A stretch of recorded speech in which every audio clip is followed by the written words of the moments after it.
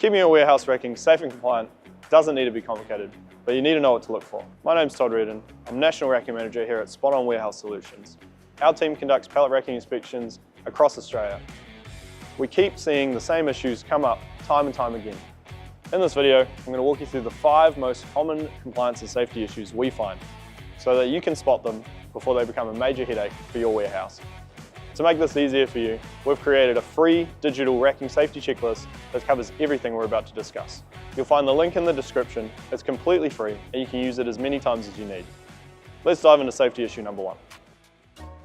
85% of our racking inspections reveal this one compliance fail. The most common issue that we find with racking systems is safety clips. These small parts here that stop beams from dislodging and protect your staff. Here's what to check. Every beam end has a clip or a pin. It's seated properly and it's not bent or broken.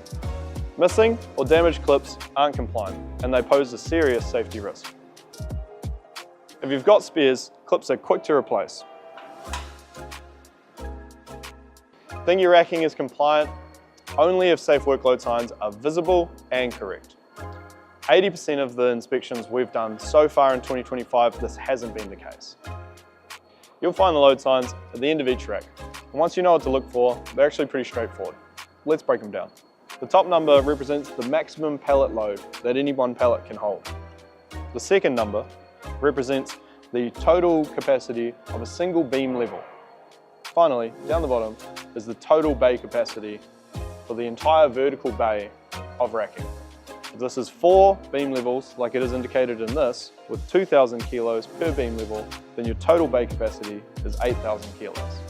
The next 2 numbers over here are the max height to your first beam level and the max height between beam levels. The first beam level is from the floor upwards, which right here is right down there, bottom beam level.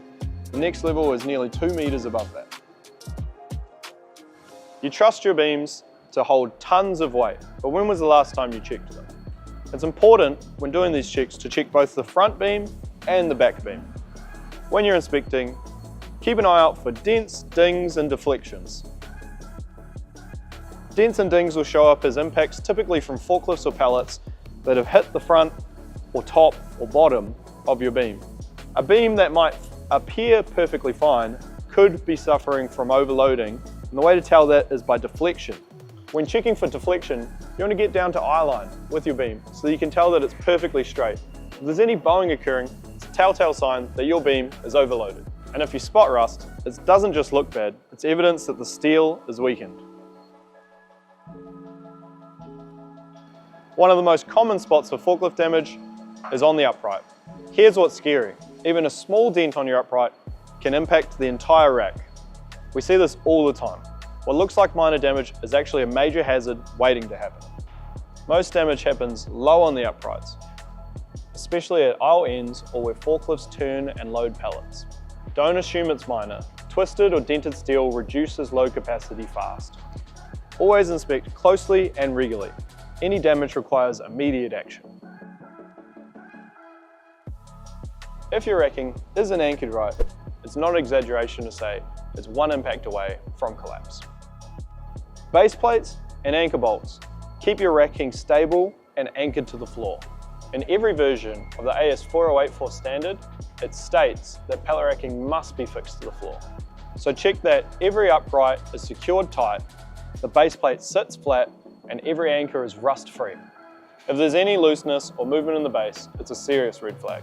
Anchoring issues need urgent attention, so don't delay repairs. Those are the 5 key areas where we see the most issues during our inspections. And the good news is, you now know exactly what to look for. Remember to grab that free digital checklist from the description. And if you spot anything during these inspections that doesn't look right, don't hesitate to reach out to our team for a full formal inspection.